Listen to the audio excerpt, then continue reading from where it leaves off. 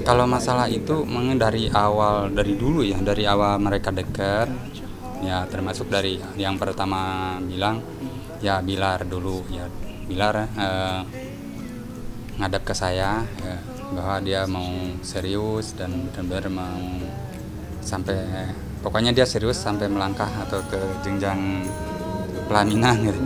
Ya saya kalau yang serius yang udah ada pembicaraan secara langsung saya, otomatis saya juga mengiyakan dan saya tetap mendukung gitu. Terus kalau Dede kan apa-apa terserah Bapak dari awalnya gimana Bapak. Ya Bapak juga dibalikin ke Dede, ya terserah kalau menurut Dede cocok, kalau Dede ya suka, yang penting kan kalau Bapak kan yang dilihat kebahagiaan anak. Ya, kalau memang Dede suka, dia senang ya silahkan Bapak mendukung, mendoakan.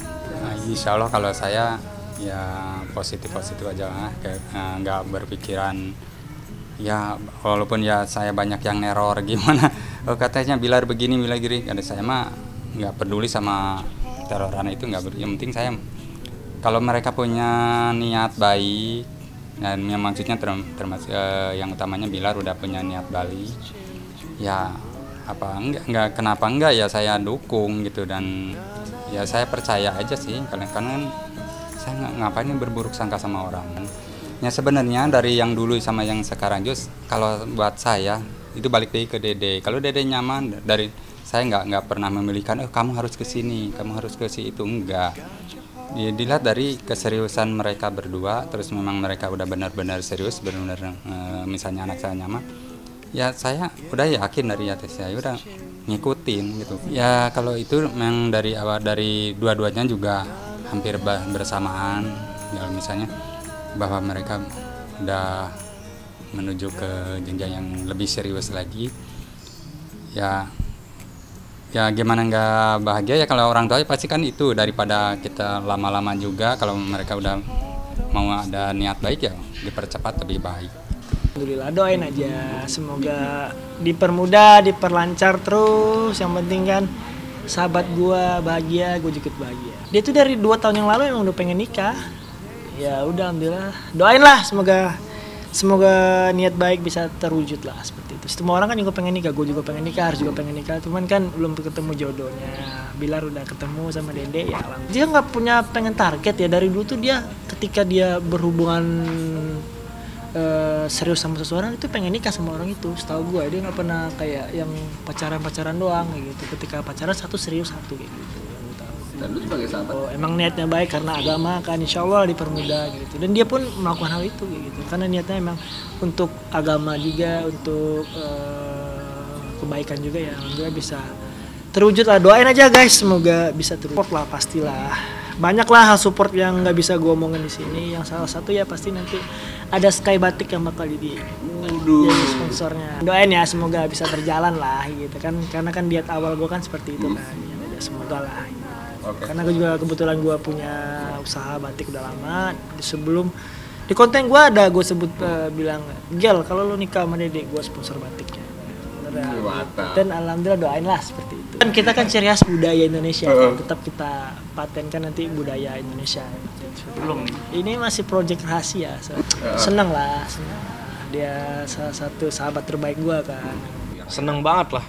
Gue seneng banget, gue bahagia banget. Akhirnya temen gue, sahabat gue yang udah 5 tahun gue kenal, akhirnya dia memutuskan untuk ke jenjang yang lebih serius. Dan benar-benar apa ya, emang benar-benar dari dulu kan dia emang pengen nikah, soalnya dari dulu, dari beberapa tahun lalu juga dia pengen nikah. Dan akhirnya sekarang ketemu sama jodohnya dan dia bisa melangsungkan, dan semoga lancar lah. Pasti gue juga pengen doain banget semoga semuanya lancar, semuanya sesuai rencana, dan semoga Bilar cepet sah jadi suaminya Dede Lesti. Kalau sampai sekarang sih belum ya, karena emang dia pengen ngurus semuanya pribadi. Jadi ya sampai sekarang kita cuma bisa mensupport dia, dan semoga semuanya lancar.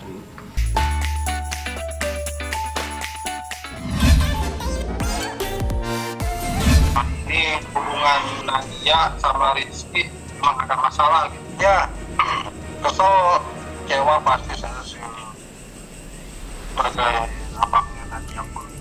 Maksudnya ini keputusan talak itu kan bukan keputusan hal kecil ya. Nah, Rizky yang menjalani sama Nadia, apakah keputusan ini sudah dibicarakan secara baik-baik? Sebenarnya nanti kita akan selesai dengan cara baik-baik sih.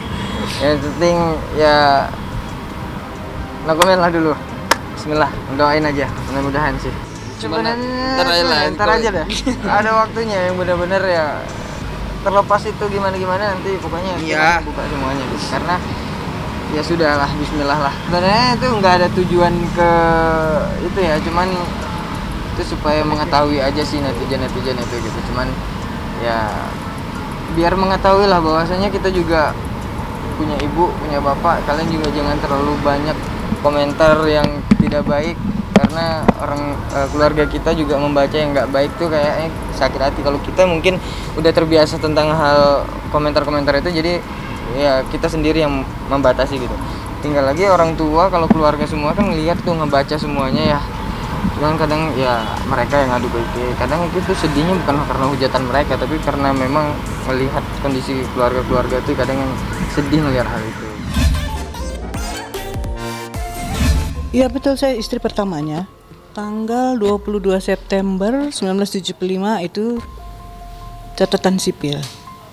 Kemudian tanggal 8 Oktober 75 juga di Masjid Al-Furqan. Dia statusnya sah. Saya satu kampus dengan dia. Ya biasalah laki-laki mengejar ya sebelum mendapat manis ya.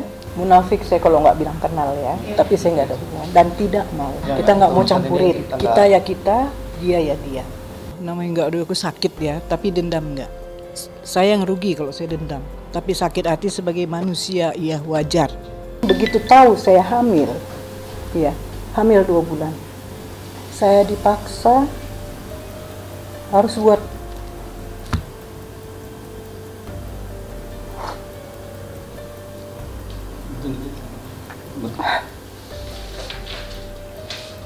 sampai anak saya S2 kuliah sarjana komputer, S1, S2 dari UI, 1 sen nggak ada, 1 sen nggak ada. Ini perempuan yang lemah ini yang membiayai. Insya Allah ada rezeki dikasih Allah. Seharusnya dia tahu ya tanggung jawabnya. Seharusnya kan, nggak perlu saya harus menuntut. Dia tahu rumah saya di mana, keluarga saya di mana. Maaf, saya untuk mengemis itu maaf, nggak.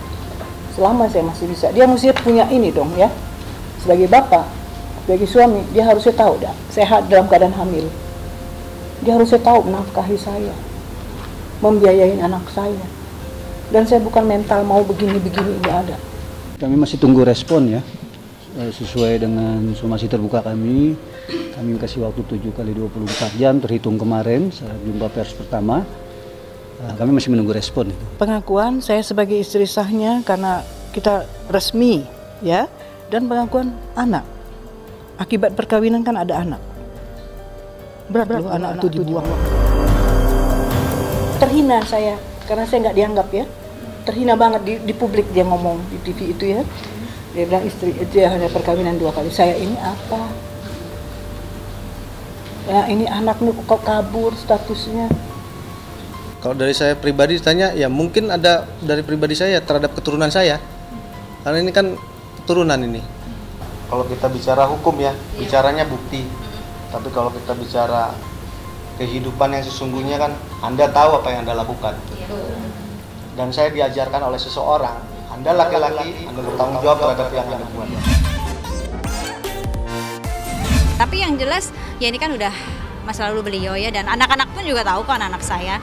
Saya juga menceritakan ke anak-anak saya, ya mereka ya biasa aja. Karena mungkin ya memang kodratnya laki-laki yang sudah ditakdirkan Allah seperti itu, apalagi seorang ustadz ya, kayak suami saya kan punya umat gitu istilahnya gitu. Jadi ya sudah gitu, dan anak-anak saya mengerti. Kalau untuk yang kedua dulu pernah sekali ketemu, dan saya juga bilang sama anak-anak kok kalau tentang hal ini, dan anak-anak alhamdulillah ngerti. Saya kabar-kabar angin sudah dengar tapi saya tidak tahu, tapi wajib bagi Pipik untuk menjelaskan ini. Jangan diperpanjang berita sehingga berhubungan dengan panjangnya cerita. Jadi segera saja jelaskan bahwa istrinya ini, ya kan, supaya orang tidak menduga-duga, supaya tidak menjadi fitnah. Sekarang kan korbannya banyak, nah, nanti jadi fitnah, ya. Kita hindari fitnah itu, jelaskan saja istrinya ini. Nah itu selesai sekiranya, insya Allah. Dan nanti respon masyarakat biarkan itu berjalan. Tetapi ada hal lain yang mungkin juga ambil pelajaran, bahwa di balik 10 kata yang ditampilkan di hadapan kita, mungkin ada 1000 kata yang disembunyikan, yang hanya akan diceritakan oleh hari-hari yang datang. Siapapun termasuk keluarga seharusnya menimbang ini. Dengan membiarkan ini tidak terjawab, tidak kunjung selesai, tentu akan memperpanjang masalah. Dan itu akan menimbulkan gunjingan orang juga, baik terutama orang-orang yang tidak suka, ya. Saya kira lebih baik terbuka apa adanya, kita sampaikan. Wong sudah menjadi berita besar, jangan memperpanjang peperangan di media lah, tidak baik, gitu kan. Kan tidak ada ruginya, jelaskan bahwa istri beliau ini, beliau juga tenang kan, diwakili untuk menyatakan apa yang beliau selama ini tidak sampaikan. Karena kan beliau juga tidak sempat membicarakan karena tidak tahu usianya, tiba-tiba beliau diambil Allah kan mendadak. Kalau diberitahu misalnya mungkin besok akan diambil, mungkin sekarang juga beliau menjelaskan. Saya yakin beliau juga sedang menunggu waktu yang pas sebetulnya. Tapi Allah berkehendak lain, maka sebaiknya memang jangan menunda kebaikan. Nah, sebagaimana beliau juga kemudian diuji Allah dengan diambil berpulang ke rahmatullah. Sebelum menjelaskan, Bok bantu sekarang yang masih ada, jelaskan apa ada. Kalau sudah seperti ini sebagai saudara seagama, ya kita saling mengingatkan. Ayolah berkumpul, ayolah bicara sebagai sesama istri almarhum. Tunjukkan bahwa beliau mendidik istrinya dengan baik. Jangan ada dua kutub lah. Ini kan satu kutub, ya. Satu kutub sebetulnya. Dek, saya bilang adik saja kalau bahasa. Dek, kamu yang jadi istrinya Ustadz Jeffrey bersyukur, tapi saat ini kamu ditantang untuk berdakwah dan menyatakan kebenaran. Bicaralah kalau perlu ke program kita ini. Satu pesanku semuanya, untuk semua ini ya, satu pesanku. Kau nggak usah sibuk ngurusin orang lain, apalagi udah wafat. Kau urus dosa-dosamu sama Allah. Kau urus kesalahanmu sama Allah. Nggak usah kau cucian orang lain. Cucian kau masih banyak. Diam. Askutun salamah. Diam itu selamat. Selesai.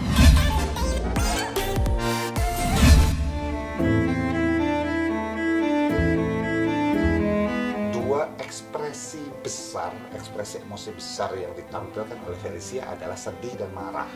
Ketika dia mengungkapkan beberapa hal, misalnya contoh ketika bagaimana dia tanda petik di ghosting lah istilahnya gitu, terlihat sekali alis tuh, pinggir alis turun, ini arah ini juga turun, dua sini ya, wajah bagian atas sisinya turun, wajah bagian bawah sisinya turun. Ini menunjukkan emosi kuat berupa sadness atau kesedihan. Sementara ketika bicara tentang keji, kejam, segala macam, bibir itu menipis, kalau nggak seperti ini posisinya, itu marah, itu anger.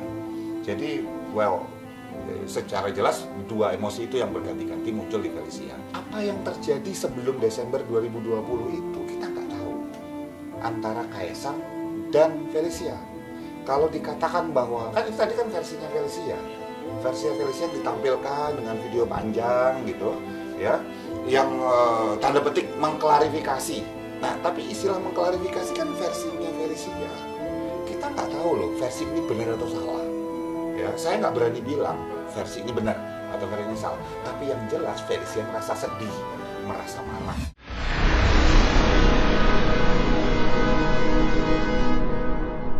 Jadi jangan lupa untuk subscribe Cumi Cumi. Ditekan ya tombol lonceng merahnya.